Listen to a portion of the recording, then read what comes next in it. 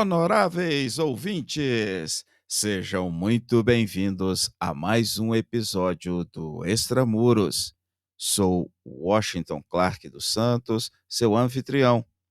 No conteúdo de hoje, na sequência da série Questões Raciais na Segurança Pública e Justiça Criminal no Brasil, na qual, dentre outros objetivos, visamos a conscientização sobre a necessidade de medidas e comportamentos para combater o racismo institucional no sistema de justiça criminal e na segurança pública, recebo o juiz Fábio Esteves.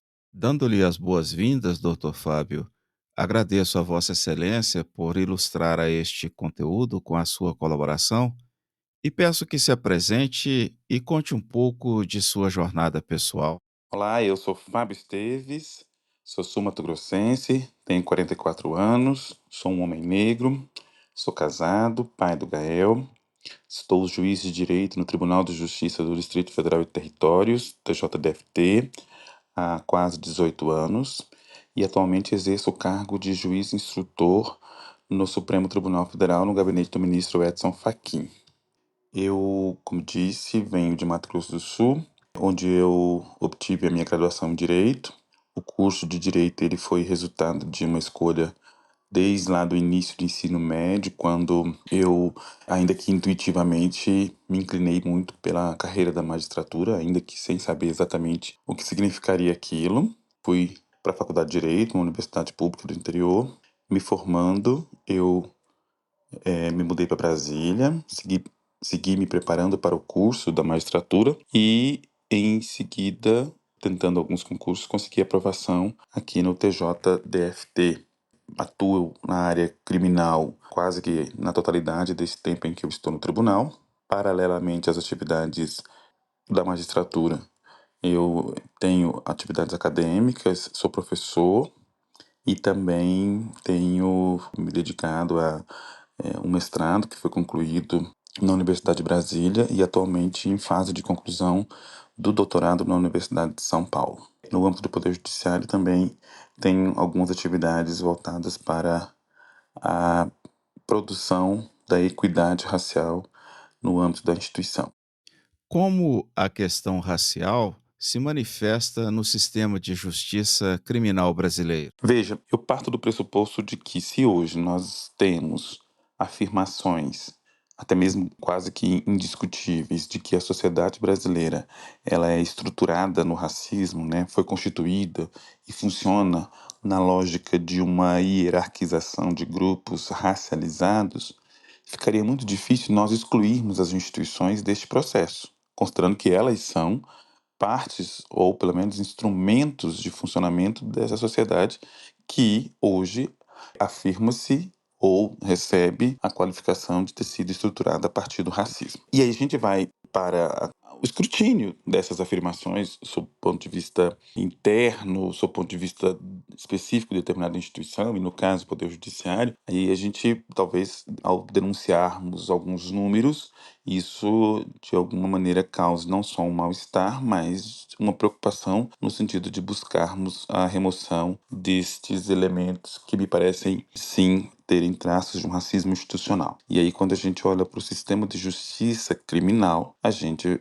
verá que existe uma parcela desproporcional da população negra na persecução penal. O número de encarcerados, de encarcerados pertencentes à população negra no Brasil é desproporcional àquilo que é verificado enquanto existência dessa população. 68% de encarcerados negros mostra um funcionamento do sistema de justiça que exige uma reflexão em termos raciais urgente. Por outro lado, você tem uma justiça como um todo que tem um número abruptamente desproporcional de representantes da sociedade negra, da população negra, na magistratura brasileira. Então, existe uma inversão muito chamativa de número de juízes negros, que hoje gira em torno de 13%, e o número de encarcerados, por exemplo. Mas há outros elementos importantes para a gente buscar. Há, por exemplo, o elemento que se refere à proteção do sistema de justiça criminal para a juventude negra vítima de um verdadeiro extermínio.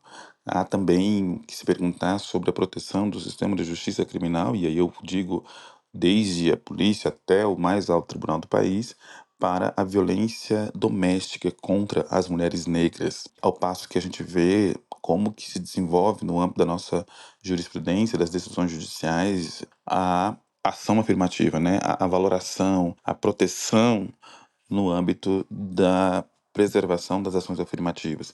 Então, são alguns elementos que nos provocam a pensar a raça como trabalhada no âmbito do sistema de justiça, né? Como é que a raça atravessa o sistema de justiça, produzindo uma igualdade não só material, nem muito menos formal, mas do ponto de vista do reconhecimento, uma igualdade que seja concreta. E aí, como que nossa cognição, digamos assim, para o conhecimento destes problemas, desses pleitos, hoje teria de ter uma clareza sobre o quanto a raça influencia na medida dos direitos reconhecidos e concretizados a essa população negra. Talvez a gente tenha alguns outros exemplos macros complexos, como por exemplo, a vida das pessoas nas comunidades pobres, exemplo da DPF 635, talvez esse seja um exemplar muito substancioso para a gente avaliar o quanto de justiça é entregue a essa população.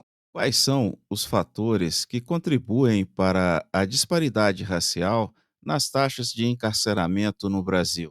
São múltiplos fatores, mas eu penso que a gente tem que focar numa perspectiva histórica que nos ajude a compreender o presente e a reformular as nossas políticas criminais. A gente precisa, de alguma forma, investigar se nós conseguimos romper com o modelo e função de polícia ou forças de segurança adotadas no Brasil, né? A gente precisa entender que, no contexto da escravização de pessoas, a polícia teve um papel de preservar esse patrimônio dos escravizadores de pessoas. E a população negra, então, enquanto objeto, ela tinha essa persecução estatal voltada para esse tipo de preservação da propriedade, a preservação nessa perspectiva econômica. E aí, com a suposta abolição, por assim dizer, a gente percebe uma reformulação nessa atividade, mas não sem o fim de buscar controle dessa população. Então, se a gente observar, por exemplo, o Código Criminal de 1890, a gente vai continuar com uma política de controle dessa população negra. E se a gente seguir para os outros diplomas criminais, a exemplo do Código Penal agora, de 1940, a gente vai ainda encontrar estoques ou entulhos dessa mesma política estatal em termos de segurança pública. Então, penso que a gente precisa voltar um tanto ao passado para poder entender que a população negra ela sempre esteve na mira, no alvo destas forças de segurança pública, com uma finalidade de ter um controle específico. E claro que hoje a gente enxerga isso muito como a necessidade de manter uma hierarquização desses grupos sociais. Se a gente não entender que a raça atravessa o serviço estatal de segurança pública, dificilmente a gente vai conseguir contornar essa disparidade racial, não só nas taxas de encarceramento, mas também na proteção a ser oferecida pelo Estado. A gente precisa passar a investigar, embora já tenha muita clareza nesse sentido, o quanto de desguarnecimento a gente tem da população negra em termos de segurança pública. Então, é uma via proporcional também. Ao passo que existe uma força estatal para um aprisionamento, existe também uma ausência estatal em termos de proteção, em termos de segurança pública a essa população. Como o racismo estrutural influencia as decisões judiciais e as políticas criminais em nosso país? Eu, pelo menos, não tenho, né, um acesso, digamos assim, não conheço trabalhos com base empíricas para poder nos dar de forma muito mais segura como que as decisões judiciais são produzidas a partir desse racismo estrutural. Então a gente não tem isso. O que a gente tem, evidentemente, é hoje uma justiça que não contempla um recorte transversal da sociedade brasileira em termos de raça no âmbito do Poder Judiciário. E a gente tem aí estudos de outros países que efetivamente existe sim algum tipo de influência, eh, e estudos voltados para os vieses cognitivos, por exemplo, de quando existe essa ausência de diversidade no âmbito judiciário, no âmbito de qualquer instituição, né? Por isso que as instituições hoje estão trabalhando com esse aspecto da diversidade. Agora, eu não teria aqui nenhuma base empírica com estudos para dizer exatamente como se dá essa influência. O que nós estamos hoje é procurando entender isso e, ao mesmo tempo, já oferecer as soluções que a gente sabe que são positivas, que é o acesso de pessoas negras aos espaços de poder para contribuir com uma entrega adequada dos serviços do Estado para todos os segmentos populacionais. De que forma a cor da pele e o contexto socioeconômico influenciam o tratamento dado aos indivíduos dentro do sistema de justiça brasileiro? Eu gosto muito de trabalhar com essas questões que os números nos mostram. Então, por exemplo, quando a gente pergunta aqui de que forma a cor da pele e o contexto socioeconômico influencia o tratamento dado aos indivíduos, a começar pelo contexto socioeconômico, a gente vai ter que as pessoas pobres e majoritariamente negras têm dificuldade de acessar a justiça porque hoje nós ainda estamos em fase de uma estruturação das defensorias públicas. As pessoas precisam das defensorias públicas para ter acesso à justiça. Então, esse é um dado importante. As defensorias públicas são hoje, primordialmente, esse canal, e se o Estado não oferece uma estrutura nesse sentido de forma adequada, certamente as pessoas pobres e que são majoritariamente negras não vão conseguir ter esse tipo de acesso.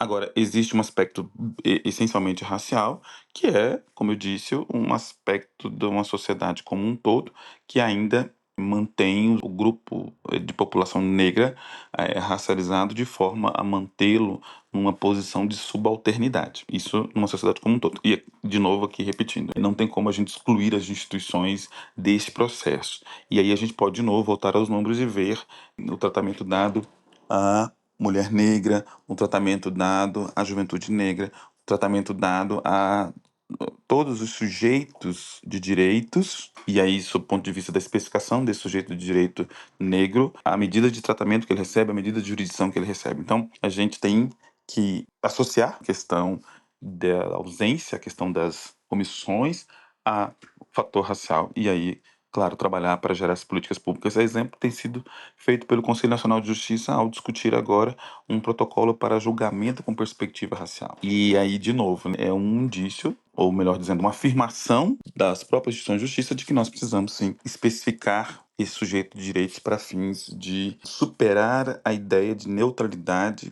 da norma e também a neutralidade da raça na proteção dos direitos fundamentais. Que impacto tem as políticas de combate ao crime sobre as comunidades negras e pardas no Brasil? O que nós observamos, especialmente no âmbito da DPF 635 do Supremo Tribunal Federal, é que existe toda uma discussão criminológica no Brasil. É importante a gente voltar nessa discussão. E claro que a gente vai olhar que desde a escolha legislativa sobre o que é bem jurídico, que deve estar sob a proteção do direito penal, nós vamos perceber uma visão não só capitalista desse olhar, mas nós vamos perceber também uma visão, uma escolha que determine o controle de grupos sociais, ou seja, aqueles grupos que de fato não possuem condição de expressão de poder, daqueles que possuem uma distinção que o direito penal vai conseguir manter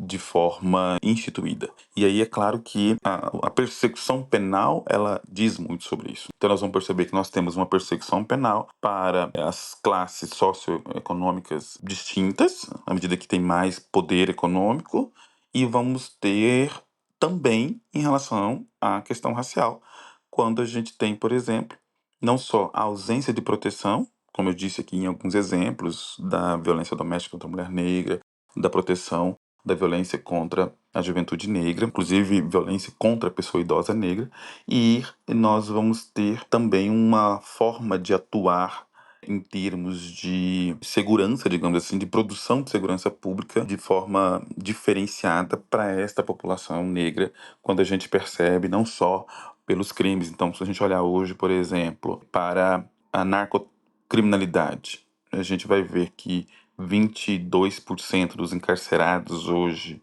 no sistema, eles são decorrentes de tráfico de drogas. Mas se a gente olhar desse percentual, quais são os sujeitos da macrotraficância, vamos encontrar muito poucos, e nós vamos encontrar dessa microtraficância, digamos assim, um percentual de pessoas negras bastante acentuado. Então é um número que vê a escolha do Estado em termos de sujeito da persecução penal atravessado pela questão racial. A gente vai recortar, por exemplo, o tráfico de droga e vai ver essa distinção que se é feita em termos raciais para a persecução penal. Como a conscientização sobre o racismo institucional pode levar a reformas significativas no sistema de justiça criminal?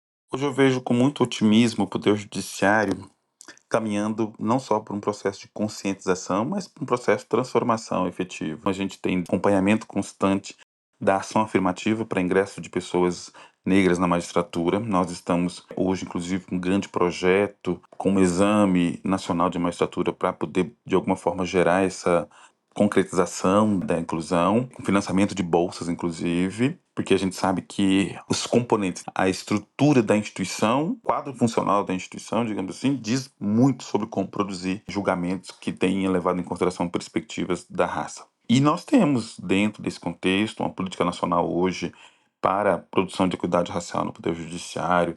Nós temos o Pacto Nacional do Poder Judiciário para a equidade racial. Então, hoje não existe apenas uma conscientização, mas existe um processo. Claro que a gente sabe que esse processo não vai na velocidade com a qual nós gostaríamos que fosse, mas é uma iniciativa que tem sido bastante relevante no âmbito institucional e isso tem sido significativo e será significativo mais ainda para o âmbito da justiça criminal, especialmente quando a gente tiver um protocolo para julgamento com perspectiva racial.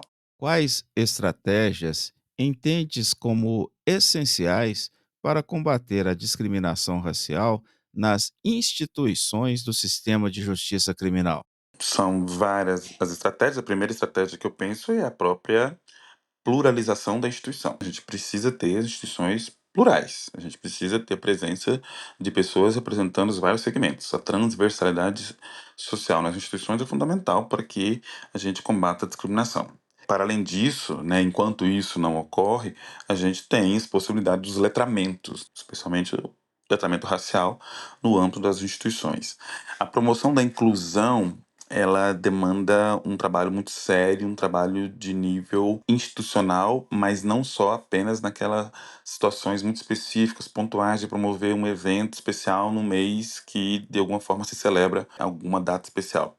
A gente precisa ter como estratégia o comprometimento das lideranças das instituições, a gente precisa ter orçamento, a gente precisa ter comunicação, a gente precisa ter diálogo com a sociedade sobre a inclusão que a gente pretende produzir, a gente precisa ter formação, nós precisamos ter intervenção em toda a estrutura de recursos humanos funcional das instituições, a gente precisa manter canais de denúncia de discriminação, precisamos ter acompanhamentos dessas ações, precisamos criar estímulos para gerar inclusão. Então, são dezenas de possibilidades da gente fazer um processo de inclusão para combater a discriminação racial de maneira bastante efetiva. De que forma as políticas de inclusão e diversidade podem contribuir para a promoção da igualdade de acesso à justiça no Brasil? Tem alguns estudos aqui no Brasil, talvez nem muitos, mas nos Estados Unidos a gente vê que quanto mais inclusão a gente tem, melhor é o serviço entregue pela instituição. A gente vê isso hoje no mercado. Dificilmente algum investidor vai colocar dinheiro numa empresa que não investe em diversidade, porque ele sabe que o ativo diversidade hoje significa retorno econômico. E aí eu gosto de pensar também a justiça, né, sob o ponto de vista de um ativo, e para a gente entregar essa justiça de maneira que atenda às necessidades da forma mais concreta possível, a gente também precisa pensar na inclusão dos vários marcadores sociais que a gente tem. A inclusão, ela contribui sim, especialmente para a promoção da igualdade, quando a gente não só permite que as pessoas negras, no caso, venham compor a instituição, mas quando a gente muda a substância do que é entregue para essa população, porque isso é importante também. E aí a gente sim tem essa contribuição. Qual o papel e o valor dos indivíduos e das organizações na promoção de mudanças sistêmicas e estruturais para combater o racismo institucional no Brasil? É claro que as pessoas têm um valor em si mesmo, mas eu penso que a gente precisa tematizar no âmbito das instituições o pertencimento dessas pessoas. Eu acho que, evidentemente, nós não vamos ignorar as subjetividades, as singularidades, a identidade das pessoas de forma alguma, mas a gente precisa ter sempre em mente que há um pertencimento racial, que essa pessoa ela é, do ponto de vista especialmente racial, vista, lida a partir do pertencimento que ela tem a um grupo que foi racializado e ao longo de todo um caminhar histórico as violências foram sistemáticas, a exclusão, a hierarquização foi sistemática. Então, eu penso que nós precisamos tematizar essa relação intergrupal no âmbito das organizações. Vejo que a inclusão de pessoas oriundas dessa equação relacional entre grupos racializados permite as mudanças estruturais que a gente tanto precisa nas instituições, especificamente instituições que têm uma expressão de poder relevante. Esse é o ponto. A gente não vai conseguir produzir combate ao racismo, equidade racial, sem que nós não tenhamos a transformação das estruturas de poder. Quando a gente pensa isso no Brasil hoje, a gente não consegue ignorar uma normalização de ausências nesse sentido. Doutor Fábio, caminhando para o final desta conversa, repriso os meus agradecimentos pela sua valiosa participação. Desejo muito sucesso em sua carreira e deixo este espaço para suas considerações finais. Fraterno abraço. Eu quero agradecer mais uma vez o convite para participar dessa conversa, dizer que é sempre muito enriquecedor esse tipo de diálogo. Penso que a gente precisa continuar firmes e persistente, especialmente nesses tempos onde o entendimento se tornou algo muito difícil, muito problemático, e esse entendimento hoje é o que vai levar a gente a compreender que, por mais que há uma série de demandas, por mais que há uma série de políticas, por mais que há uma série de avanços, a gente também vive um momento de retrocesso, a gente vive um momento de ignorância, a gente vive um momento de dificuldades, e é evidentemente que a gente vive e ainda viverá por um bom tempo uma pretensão muito, muito forte de manutenção de privilégios. A gente não pode pensar que a produção da equidade, da igualdade racial é algo de boa vontade, é algo que não acontece porque existe uma estrutura acidentalizada, etc. Não, existe uma consciente, uma intencional vontade de manutenção dessa estrutura. Então, essas conversas, elas ajudam a gente a refletir, ajudam a gente a pensar nas mudanças estruturais que são necessárias. Honoráveis ouvintes, este foi mais um episódio do Extramuros. Sou o Washington Clark dos Santos, seu anfitrião. No conteúdo de hoje, na sequência da série Questões Raciais na Segurança Pública e Justiça Criminal no Brasil, conversei com o juiz Fábio Esteves, do Tribunal de Justiça do Distrito Federal. Acesse nosso website e saiba mais sobre este conteúdo. Inscreva-se e compartilhe nosso propósito. Será um prazer ter a sua colaboração. Pela sua audiência, muito obrigado e até a próxima.